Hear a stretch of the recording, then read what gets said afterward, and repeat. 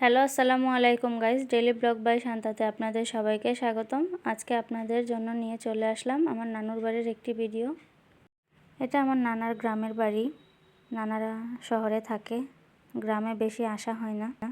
আমার দুই মামা তো তারা ঢাকায় বাড়িঘর করে ওখানেই সেটেল হয়ে গেছে, গ্রামে বেশি আসা হয় না। ঈদে অথবা বোনেদের বাড়িতে বেড়ানোর ইচ্ছা হলে তখন তারা নিজেদের বাড়ি এসে দেখে যায়। নানা যখন বেঁচে ছিলেন তখন 5 মেয়েকে এনে এখানে সপ্তাহখানেক রাখতেন, বলতেন বেড়াও, আমরা যে কয়দিন থাকি তোমরাও এখানে থাকো। নাতিদেরকে নাতনিদেরকে সবাইকে নিয়ে নানা এখানে সময় কাটাতেন। আমার নানা নানু একই গ্রামের।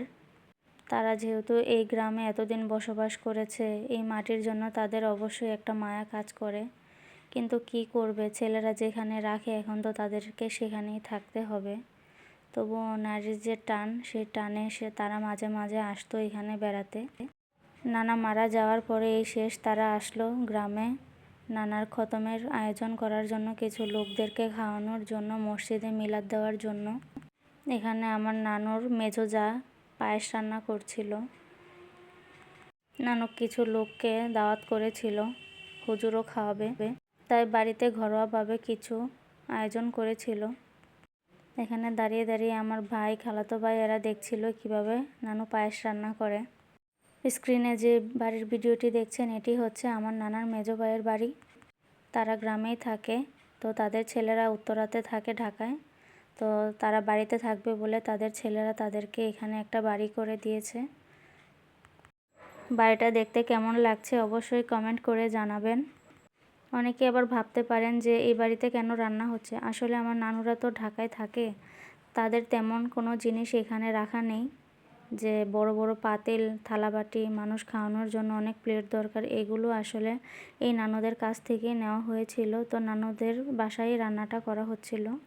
নানুর যাই বলেছিল যে তোমাদের এখানে ঝামেলা করার দরকার নেই, আমাদের এখানেই করো।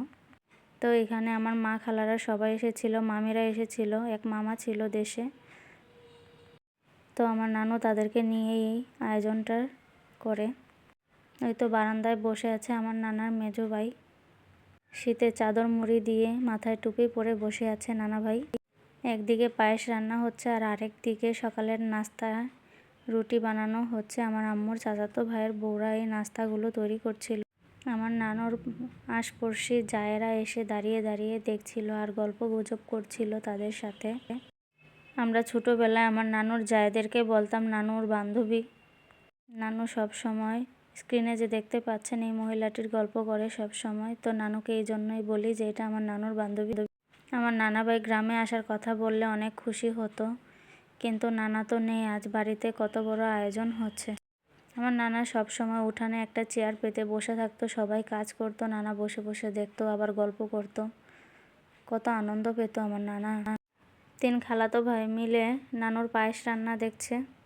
এই খতমের আয়োজনে আমার আম্মুর ফুপুরাও এসেছিল। তো তারাও এখানে এসে ভাইয়ের গল্প করছে।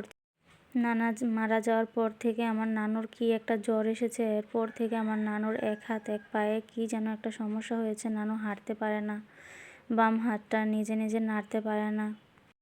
ডাক্তার দেখিয়েছে, ডাক্তার অনেক কিছু টেস্টও করেছে, করার পর বলতেছে রক্তে নাকি কী সমস্যা দেখা দিয়েছে। আবার বলছে যে ডেঙ্গু জ্বর হয়েছে আপনার। এখন নানু পাটা নিয়ে ঠিকভাবে হাঁটতে পারে না, ওই পাটাতে ভর করতেই পারে না। সবাই আমার নানুর জন্য দোয়া করবেন, নানু যাতে তাড়াতাড়ি সুস্থ হয়ে যায়। এই ঘরগুলো হচ্ছে আমার মায়ের প্রতিবেশী চাচিদের বাসা। তো সবাইকে আপনাদেরকে ঘুরে ঘুরে দেখাচ্ছি।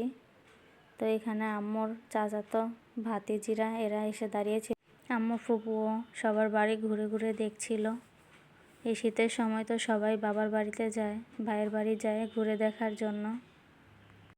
বাবার বাড়ি গেলে তো সব মেয়েদেরই শান্তি লাগে মনের মধ্যে, বাবার বাড়ির সবাইকে দেখতে পায়, কত আনন্দ হয় বাবার বাড়িতে গেলে। এখন দেখাবো আমার নানার বাড়িটি, আমার নানার ঘরগুলো কীরকম আপনাদেরকে সেটিই দেখাবো। আমার নানার বাড়িটি একদম মেন রাস্তার সাথে পড়েছে, একদম বাড়ি। এই যে এটা আমার নানার ঘর। তো এখানে আমার মামিরা কাজ করছিল, সবাই উঠান ঝাড় দিচ্ছিল লোকজন আসবে বলে। আর এদিকে আমার ছোট আঙ্কেল গাছের ডালগুলো কেটে দিচ্ছিল, এক গাছের উপর আরেক গাছের ডাল গিয়ে পড়ে আছে। ঠিকভাবে ফল ধরতে পারছে না, এক গাছের জন্য আরেক গাছে। এদিকে গোসলখানা ও রান্নাঘর, আর এটা হচ্ছে নানুদের বড় ঘরটা। আগে আরও ঘর ছিল, কিন্তু এখন বাড়িতে না থাকায় সেই ঘরগুলোকে ভেঙে ফেলা হয়েছে।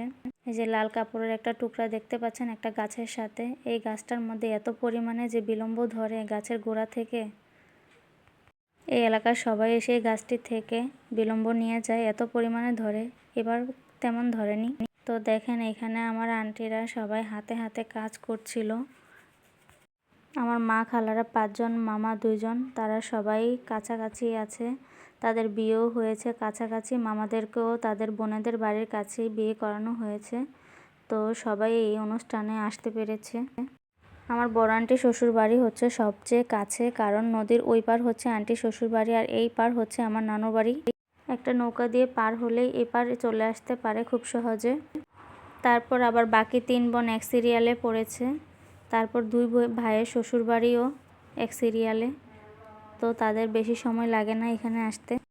তো দেখতেই পাচ্ছেন আন্টিরা এখানে বসে কাজ করছিল। গোস্ত, কেউ পেঁয়াজ কেটে দিচ্ছিল, কেউ গোস্ত ধুয়ে দিচ্ছিল, কেউ মাছ কেটে দিচ্ছিল, কেউ সবজি কেটে দিচ্ছিল।